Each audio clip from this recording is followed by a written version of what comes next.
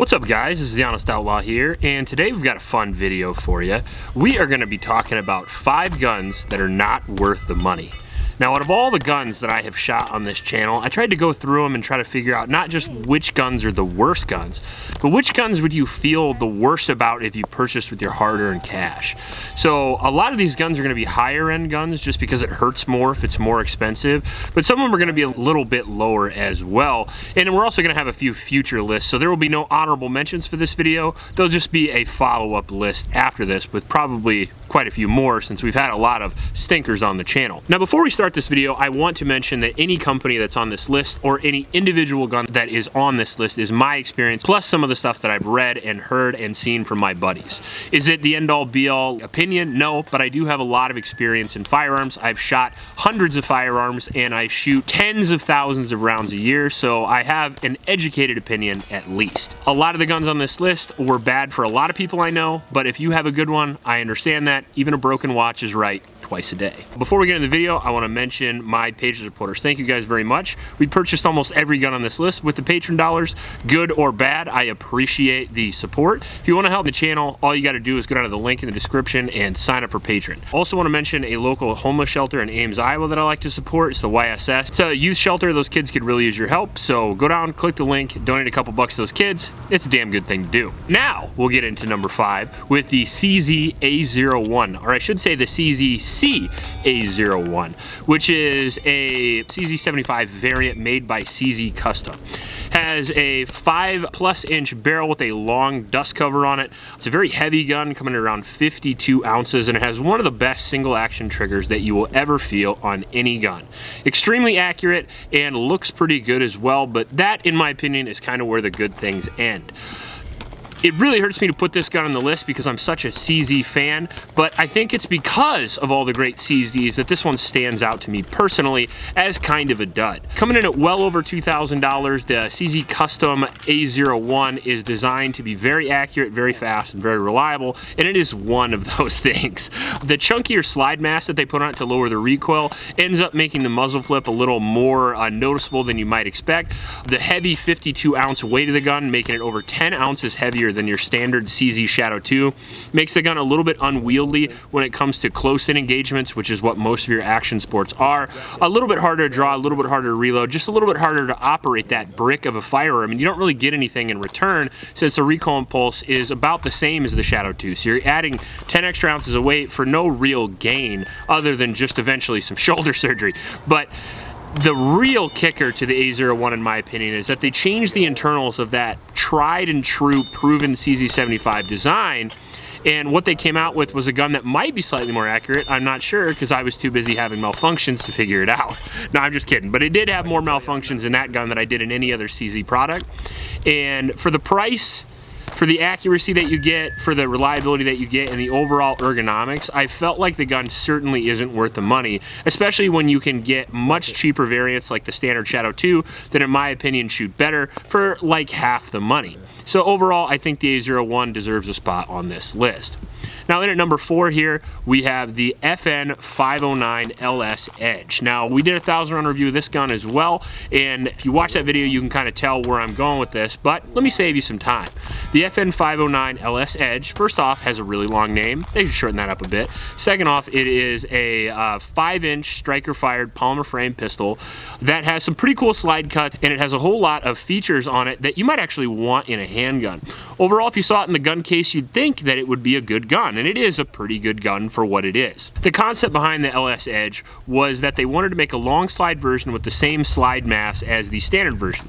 Part of that's a reciprocating mass, but part of that is recoil assembly, changing parts and using old parts, saving money, that kind of thing. The gun has a little bit of a chunky recoil impulse, which you guys know I don't like. It has a relatively high bore axis, but the thing I really didn't like about the gun was the trigger. For a $1,300 to $1,500 gun, it has one of the worst triggers I've ever felt in a polymer gun. And that was really amazing to me when I tried it because there was so much hype behind it. And a lot of this is, you know, you anticipate something really good, you have high expectations, and this thing really disappointed.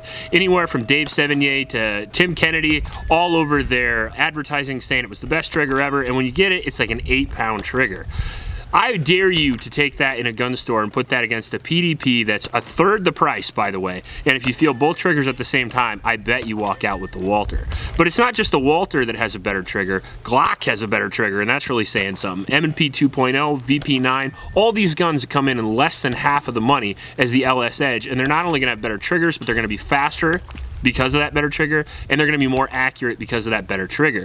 Even though the FN comes with a cold hammer forged barrel, it still had subpar accuracy in my opinion, and it also had a little bit too small of a grip, being as that it's basically the standard compact size grip with a mag well that they just kind of threw on there and they said, there you go. They should have done a full size grip, and they should have fixed that trigger, and I think a lot of that was because they wanted a competition trigger that was, I don't know, I guess short with a 90-degree pull, that they wanted it to work with every single type of ammo possible, including Wolf and Tula and things like that. So they put a heavy striker spring in there, and the result was just an abomination that didn't know whether it was a duty pistol or a competition pistol, and the result was it didn't do either of them very well. Save some money, get the standard FN 509, or just go ahead and get yourself a Glock, Walther, M&P, H&K, pretty much anything other than the 509. All right, at number 3, we have just a total dumpster fire. A gun so bad that you haven't seen a video of it, even though we filmed, what now, 2 of them? Mm-hmm. So the MSAR is a gun made by Microtech, and Microtech is known for their knives, and they make really high quality knives. I believe John Wick even uses one of their knives. That being said, they suck at making guns because the MSAR is really bad. So bad that they discontinued it, but you can still find them a lot of places. Obviously, I found one. So I wanted to put this on this list just to make sure that you don't think it's a good idea to get an MSAR. The MSAR is a Steyr AUG clone. For those who don't know, that's a 16-inch bullpup 5.56 rifle that made a lot of noise back in the 70s and 80s because it was one of the first bullpup rifles adopted, and it is one of the most venerable for sure. Obviously, it was good enough for them to still use it till this day. So the AUG in itself, I feel, is good enough not to be in question. The MSAR, however, not so much. The problems that I had with the MSAR were that it was extremely unreliable with every type of ammo that we tried. It had more malfunctions than any other gun that I think I've had on the channel, aside from maybe the Springfield Saint. And the magazines were the real problem. So I had the version that you could use the AR mags. There are versions that you can use standard Steyr mags. However, both of them, looking up with some little research, have issues with mags getting stuck. And one of my mags got so stuck that I had to send it into a gunsmith to have them completely disassemble the rifle and have him get the magazine out. And then the second time, knowing what the gunsmith did, I was able to do it myself. And then the third time it happened, I got so tired of it, I didn't want to film a video anymore, and we found a guy who wanted it, and we sold it to him. He knew the issues that the gun had. He just said he knew how to fix it, so I was like, more power to you. Take this gun away from me. Not only did it have that, but it also has some of the same drawbacks that you would have from a bullpup rifle designed in 1970, including a very long and hard to use trigger, which in my opinion, all the bullpups have terrible triggers except for maybe the Desert Tech MDR, but you take what you can get.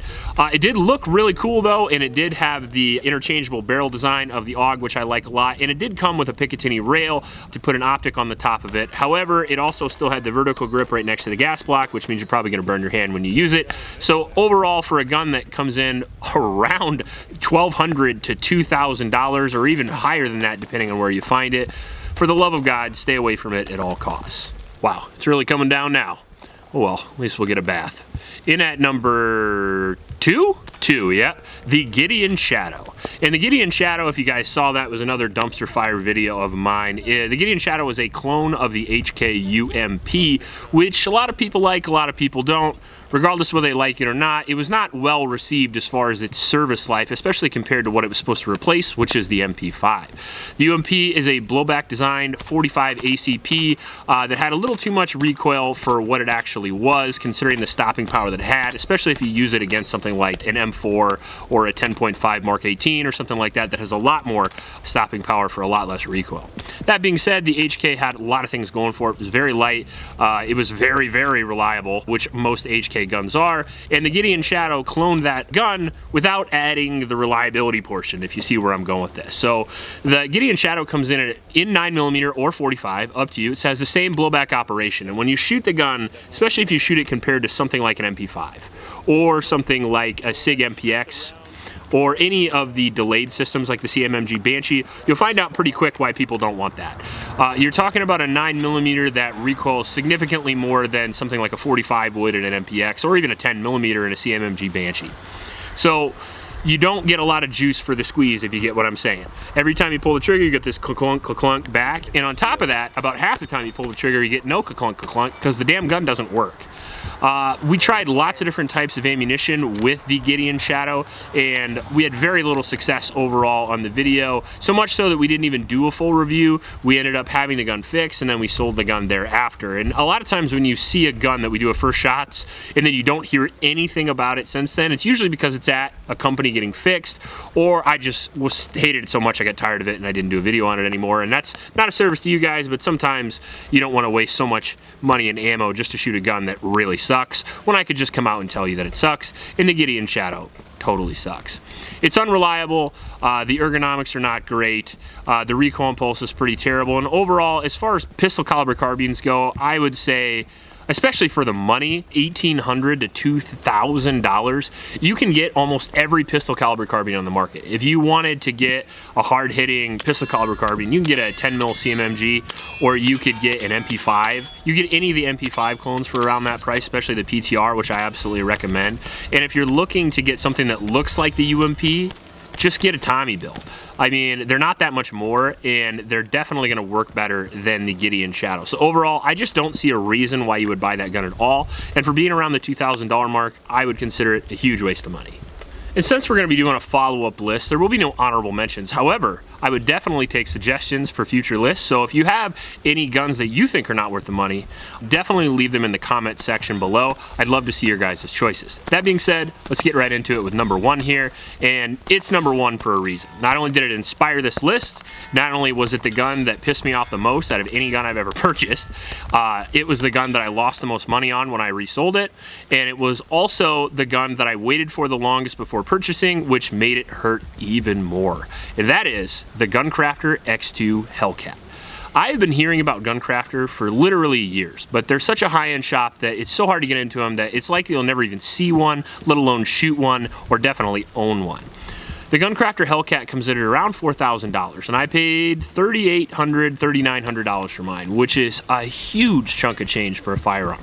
I mean, if you really think about it, if you're talking in Glock math, which is what most people do, I mean, that's 8 Glocks, right? And every time like you see a handgun, it's measured against the Glock math.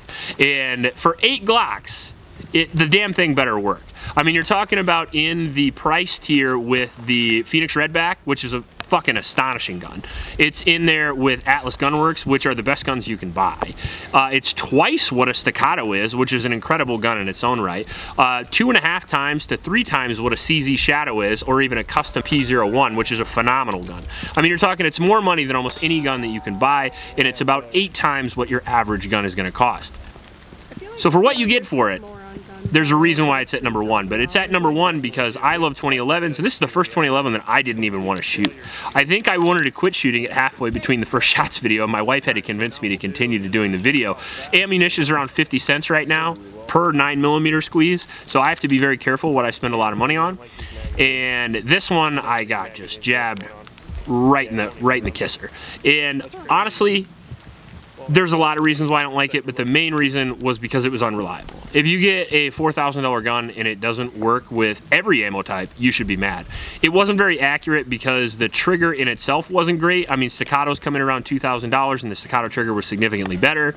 It was even the same type generic STI trigger that I'm sure they got from like 5 years ago. The grip on the gun, kind of sucked. I mean, it had a frag pattern on it. It had no texture whatsoever. It was relatively hard to control. And being aluminum instead of polymer, it didn't soak up the recoil like the polymer does, and it doesn't add weight like the steel grip does. So you kind of got the worst of both worlds, giving it a recoil impulse that was just kind of trash. The reason why custom high-end 1911s and 2011 shoot so smooth is because there's a lot of science and research done into the recoil impulse, the recoil assemblies that they use, the slide weights that they use, and it seemed to me like the Hellcat was designed just to look cool, because it does look really cool. But the slide weight was off compared to the recoil spring, and we had this super jumpy recoil impulse that I've never felt in a 2011 before. The Staccato C2 is lighter and smaller with a smaller slide, and it has way less recoil than the Guncrafter. And comparable guns in size, you're talking about the Staccato P shoots way faster and way smoother, all for less than half of the money. And overall, if all that wasn't bad enough, it was also unreliable, and for that, it definitely gets number one. I mean, what a waste of money. If you like this video, please like and subscribe. Please stop by your local homeless shelters and remember to recycle. I'll check you later.